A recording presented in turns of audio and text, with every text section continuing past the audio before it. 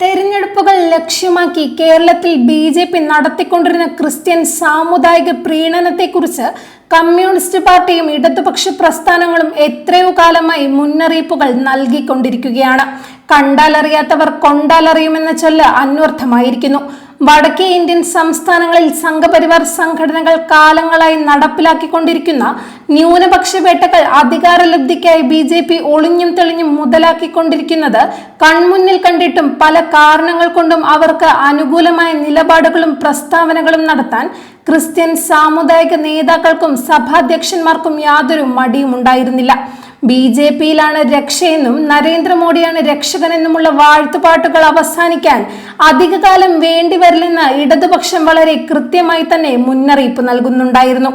എന്നാൽ ആ തിരിച്ചറിവ് ബിഷപ്പുമാർക്കടക്കം ഉണ്ടാകാൻ സമയമേറെ എടുത്തു.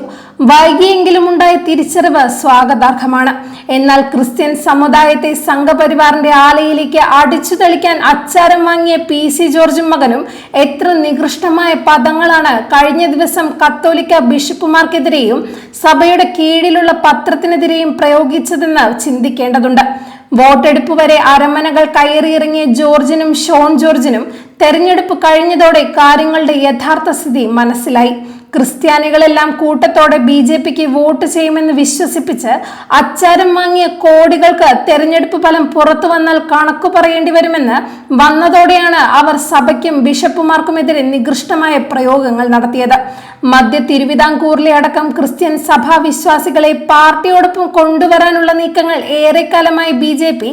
അണിയറയിൽ നടത്തിക്കൊണ്ടിരിക്കുകയാണ്.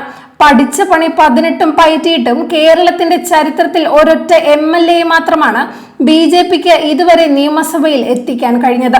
തൊട്ടടുത്ത തെരഞ്ഞെടുപ്പിൽ വീണ്ടും സംപൂജ്യരാവുകയും ചെയ്തു. രാഷ്ട്രീയ നീക്കങ്ങളെല്ലാം പരാജയപ്പെട്ടിടത്ത് മത സാമുദായിക പ്രീണനം നടത്തി വേരുറപ്പിക്കാമെന്ന ധാരണയിൽ അരമനകളും സാമുദായിക ആസ്ഥാനങ്ങളും കയറിയിറങ്ങുന്നതിനിടയിലാണ് കേരള രാഷ്ട്രീയത്തിലെ ഗതികിട്ട പ്രേതങ്ങളായി മാറിയ പി.സി. ജോർജും മകനും ബി.ജെ.പിയിലെത്തുന്നത്. പിന്നീട് കേരളത്തിലെ ക്രിസ്ത്യാനികളെ അപ്പാടെ ബി.ജെ.പിയിലെത്തിക്കാമെന്ന് വാക്കുകൊടുത്ത് ഇരുവരും കൊണ്ടുപിടിച്ച പണികൾ തുടങ്ങി. ബിഷപ്പുമാരുടെയും സമുദായാംഗങ്ങളുടെയും പിന്തുണ ബി.ജെ.പിക്കാണെന്ന് അവർ പ്രഖ്യാപിച്ചു. നിയമസഭാ തെരഞ്ഞെടുപ്പിൽ മധ്യ തിരുവിതാംകൂറിലെ ഒട്ടനവധി മണ്ഡലങ്ങളിൽ ക്രിസ്ത്യൻ സമുദായാംഗങ്ങളെ സ്ഥാനാർത്ഥികളാക്കി.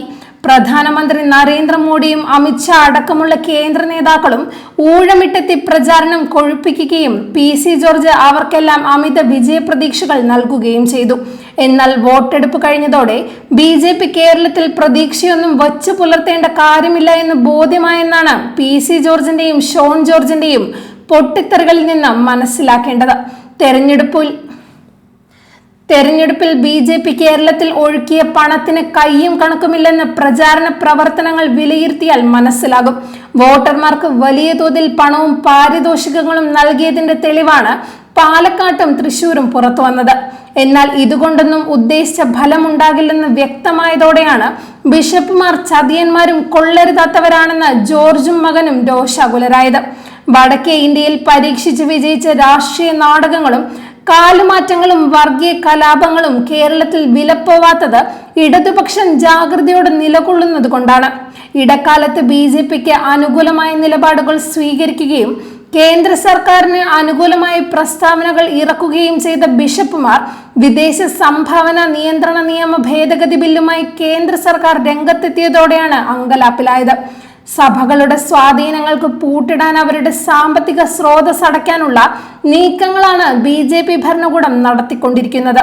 ബിഷപ്പുമാർ ഉൾപ്പെടെയുള്ളവർക്ക് ഇപ്പോൾ കാര്യങ്ങൾ മനസ്സിലായിരിക്കുന്നു. വടക്കേ ഇന്ത്യൻ സംസ്ഥാനങ്ങളിൽ ക്രിസ്ത്യൻ പള്ളികൾ നശിപ്പിക്കുകയും ക്രിസ്ത്യാനികൾ ഉൾപ്പെടെ മിഷനറിമാരെ അറസ്റ്റ് ചെയ്തും തുറങ്കിലടച്ചും അതിക്രൂരമായി പീഡിപ്പിക്കുകയും വ്യാപകമായി വിദ്വേഷ പ്രചാരണങ്ങൾ നടത്തുകയും ചെയ്തിട്ടും ബിഷപ്പുമാർ ശക്തമായി പ്രതികരിക്കുകയോ ബി.ജെ.പി. വിരുദ്ധ നിലപാട് സ്വീകരിക്കുകയോ ചെയ്തിരുന്നില്ല. അപ്പോഴെല്ലാം അതിനെതിരെ ശബ്ദമുയർത്തിയത് രാജ്യത്തെ ഇടതുപക്ഷമാണ്. ഏറെ വൈകിയാണെങ്കിലും ബി.ജെ.പിയുടെ കപട ക്രിസ്ത്യൻ പ്രേമം സഭാ നേതാക്കൾക്കും വിശ്വാസികൾക്കും ബോധ്യപ്പെട്ടത് നല്ല കാര്യം തന്നെയാണ്.